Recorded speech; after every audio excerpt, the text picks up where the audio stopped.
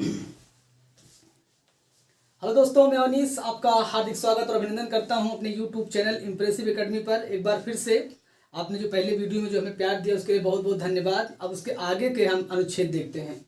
तो अनुच्छेद 26 तक हमने आपको बता दिया था धार्मिक प्रबंधन की स्वतंत्रता के बारे में। तो अनुच्छेद 27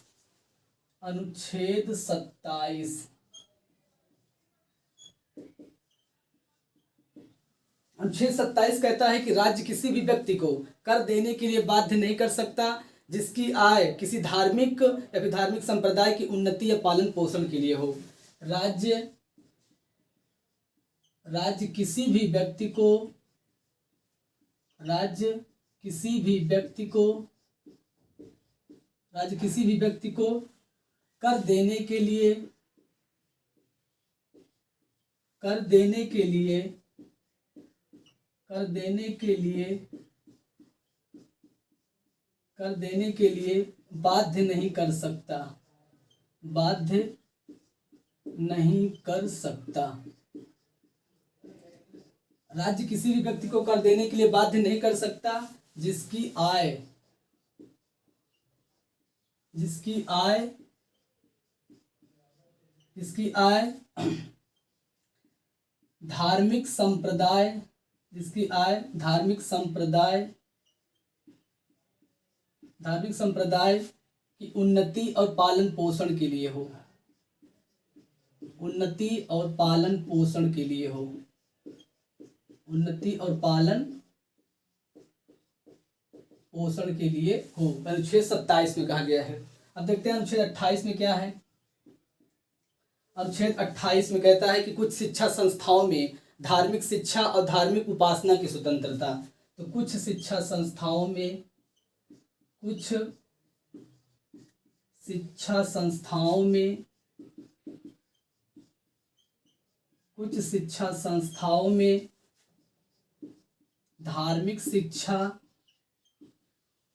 धार्मिक शिक्षा और धार्मिक उपासना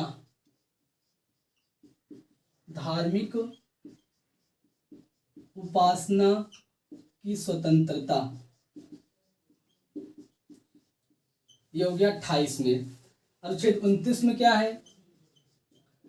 अनुच्छेद 29 बहुत ही महत्वपूर्ण है। इसमें कहा गया है कि अल्पसंख्यक वर्गों के हितों का संरक्षण। क्या कहा गया है।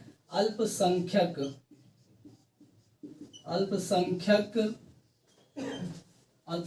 वर्गों के हितों का संरक्षण। अल्पसंख्यक वर्गों के हितों का संरक्षण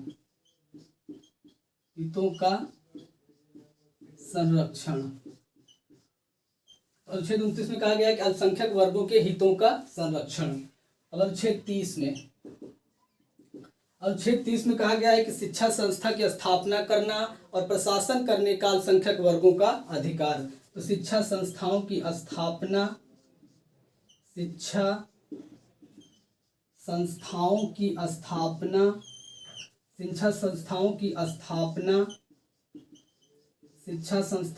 स्थापना और प्रशासन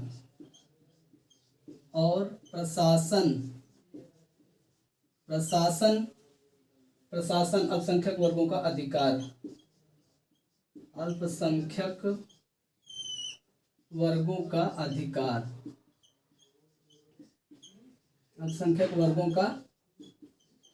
अधिकार किसमें कहा गया है। 30 में। अब इसके आगे देख लेते हैं दोस्तों। अनुच्छेद 31 में क्या है। अनुच्छेद 31 बहुत ही महत्वपूर्ण है। इससे क्वेश्चन हमेशा पूछे जाते हैं। अनुच्छेद 31 में कहा गया है, पहले तो मौलिक अधिकार में हमारे संविधान में 7 मौलिक अधिकार थे, लेकिन वर्तमान में 6 मौलिक अधिकार हैं। तो जो अनुच्छेद 31 है इसमें है संपत्ति का अधिकार। क्या है। संपत्ति का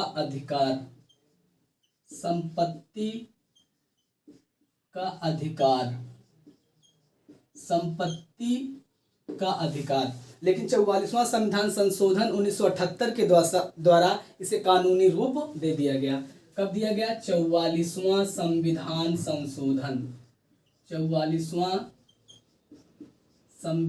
संशोधन 44वां संविधान संशोधन 1978 के द्वारा कानूनी रूप दे दिया गया। क्या कर दिया गया इसे? कानूनी रूप दिया गया। और अनुच्छेद 300 के काम में रखा गया। 300 के काम में रखा गया है। यह अनुच्छेद 31 में हो गया। अब आते हैं अनुच्छेद 32। अनुच्छेद 32 में क्या कहता है? बहुत ही इंपॉर्टेंट है। ये है संवैधानिक उपचारों का अधिकार। क्या है? संवैधानिक उपचारों का अधिकार। संवैधानिक उपचारों का अधिकार। संवैधानिक उपचारों का अधिकार। संवैधानिक उपचारों का अधिकार अनुच्छेद 32 में है। डॉक्टर भीमराव अंबेडकर ने इसे संविधान की आत्मा कहा। किसने कहा? डॉक्टर भीमराव अंबेडकर ने डॉक्टर भीमराव अंबेडकर ने अनुच्छेद 32 को संविधान की आत्मा कहा। क्या कहा? संविधान की आत्मा। संविधान की आत्मा कहा। संविधान की आत्मा कहा अनुच्छेद 32 को। अब इसके आगे देख लेते हैं 33 में क्या है।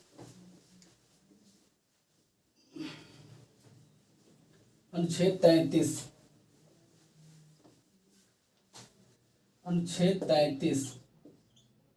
33 में क्या है? 33 में कहता है कि संसद को यह शक्ति प्राप्त है कि सैन्य बलों और सुरक्षा एजेंसियों के मौलिक अधिकारों को प्रतिबंधित कर सकता है। तो संसद को यह शक्ति प्राप्त है। संसद को यह शक्ति प्राप्त है कि सैन्य बलों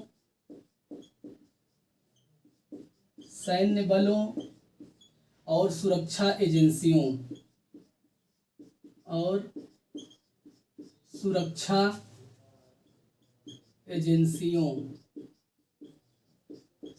एजेंसियों के मौलिक अधिकार को प्रतिबंधित कर सकता है। मौलिक अधिकार को प्रतिबंध कर सकता है। किसमें कहा गया? 33 में। अनुच्छेद 33 में। अनुच्छेद 34 में क्या कहा गया है? अनुच्छेद 34 में कहा गया कि सेना विधि या फिर मार्शल लॉ लागू होने पर मौलिक अधिकार को प्रतिबंधित कर दिया जाएगा। 34 में कहा गया है सेना विधि या फिर मार्शल लॉ। सेना विधि या फिर मार्शल लॉ लागू होने पर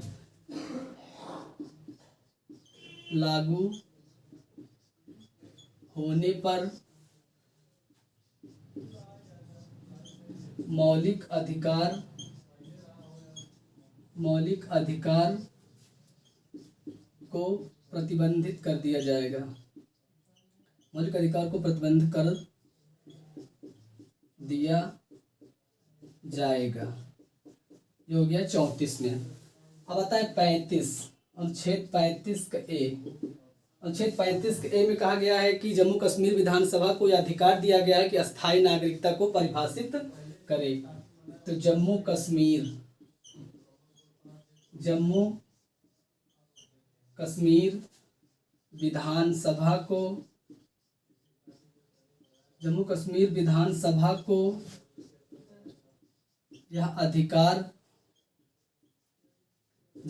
विधानसभा को यह अधिकार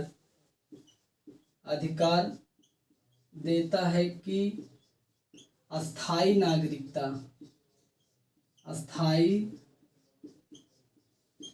नागरिकता को परिभाषित करे।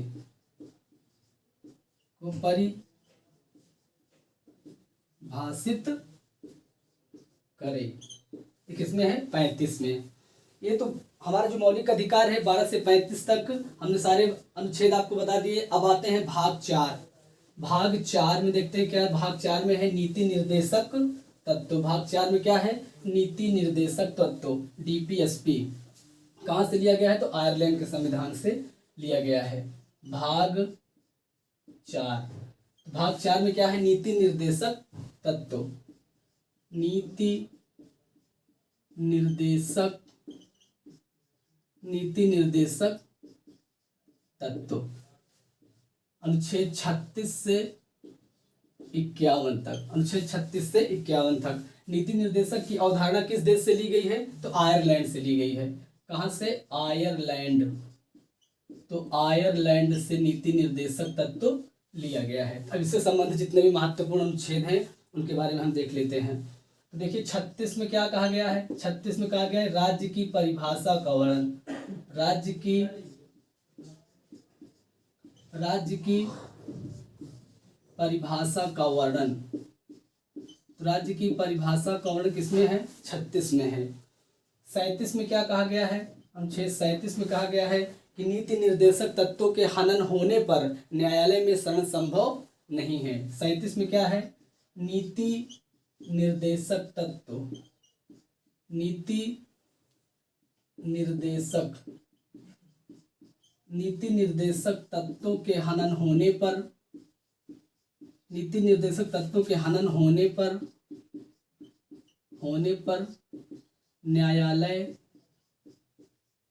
न्यायालय में शरण संभव नहीं है, न्यायालय में शरण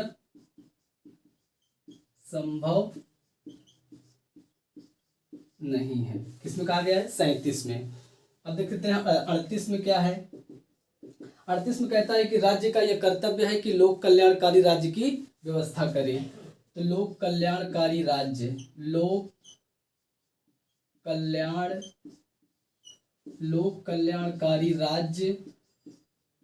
कल्याणकारी राज्य और उनकी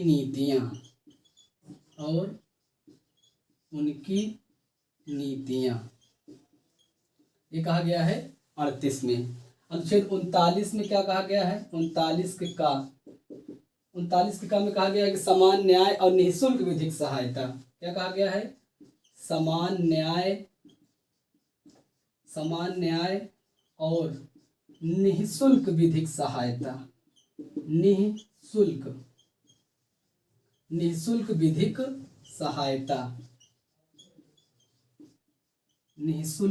सहायता किसमें कहा गया है, 39 के का में कहा गया है। अब 39 के खा में क्या कहा गया है, 39 के खा में कहा गया है कि सार्वजनिक धन का स्वामित्व और नियंत्रण इस प्रकार करें ताकि सबके हितों में हो। तो सार्वजनिक धन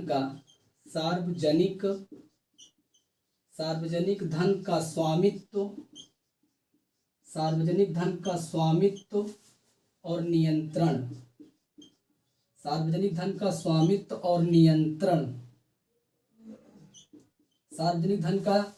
और नियंत्रण इस प्रकार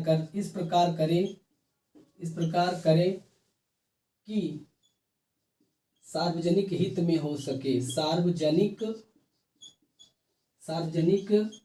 हित में हो सके। ये हो गया 39 के खा में। तो 36 में राज्य की परिभाषा का वर्णन दिया गया है। 37 में नीति निर्देशक तत्वों के हनन होने पर न्यायालय में शरण संभव नहीं है।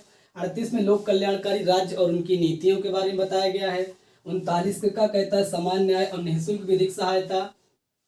ख में कहता है कि सार्वजनिक धन का स्वामित्व और नियंत्रण इस प्रकार करे कि सार्वजनिक हित में हो सके। अब इसके आगे देखते हैं 39 के गा में क्या है। 39 के गा जो है हमेशा महत्वपूर्ण रहता है, क्वेश्चन जो है पेपर में आते हैं।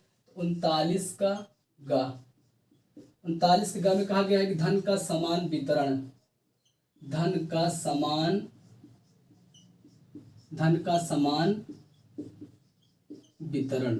समान वितरण किसमें है, 39 के गा में है। आगे देखते हैं 40 में क्या है। 40 में कहा गया है कि ग्राम पंचायतों का संगठन, ग्राम